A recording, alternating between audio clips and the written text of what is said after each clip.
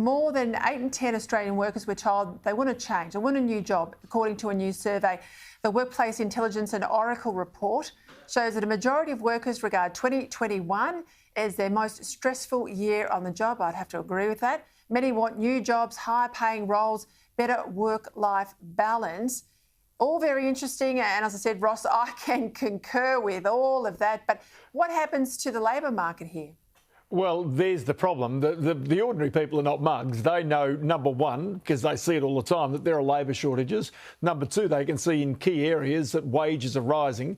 And number three, they've often, in many cases, gone out and either upgraded their homes, renovated their homes or bought new homes. And so as a result, they're in debt and they need to actually go and fund that. And so while Australia's international borders are closed to new workers coming in, the balance is very much tipped in the way of existing workers. And so, even this week, we've spoken to people who are, big trucking operators, and they're trying to pay B-double drivers $150,000 a year, but can't get the workers. Brickmakers, in our brickworks in Australia, up to $200,000 a year, and they're losing those workers in the Western Australia to the mines to go and work as become specialists there because the wages are higher. So, Australians are not mugs. They understand it's a market, and they understand that there is opportunity right now to try and make their lives a little bit easier.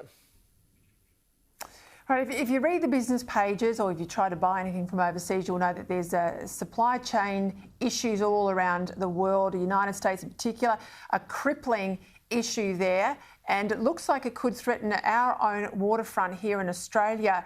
We know that Patrick Terminals is fighting to end the Maritime Union's decades-long grip on power on the wharves, with the stevedore applying to terminate the industrial agreement with the militant union. This harks back for, nearly 30 years ago, Terry, but it looks like it's back again. Not a good time for all of this to blow up, is it?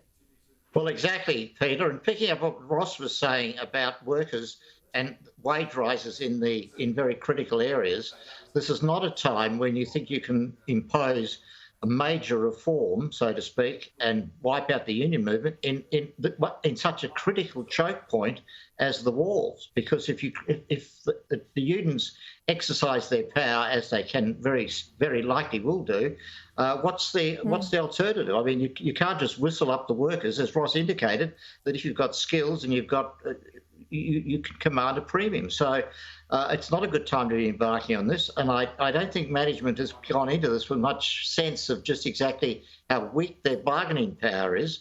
And clearly, if we did get even further disruption on the wars than we've seen through the whole supply chain across not only internationally but domestically, the impact on the economy and on inflation would be really, really serious. All right, just picking up that point, inflation, Ross. We've seen inflation really start to pick up in the US. That's in part to these supply chain issues, but more. And we're sort of starting now to see some signs of that in Australia. What can you tell us? OK, so the big question that everybody, including the Reserve Bank Governor, have got to ask themselves is this inflation passing? Is it transitory or is it systemic? Is it going to stay? And up until now in Australia, it's always been presumed by the Reserve Bank and by many parts of business that it was transitory. It would pass. And eventually, when you open the borders, get more labour in, eventually wages would come down, pressure would come off, and therefore the inflation would disappear. But however, the problem here is really oil prices and petrol prices, which have risen 45% over the past 12 months. And so for the first time in almost 6 years, the underlying rate of inflation, the one that the Reserve Bank watches, has risen to 2.1% between its bands. So remember, for 5 years and more, they haven't hit their targets. They're inside those targets right now. And that's the reason why the money markets today are betting effectively billions of dollars that really interest rates will have to rise sooner rather than later, and that the Reserve Bank has got this wrong. It's going to be really, if you like, a battle for the ages, because every business and every homeowner is depending on the outcome of that battle. Just before we go, Ross, that is a big back down, though. They have said repeatedly they're not going to move on rates.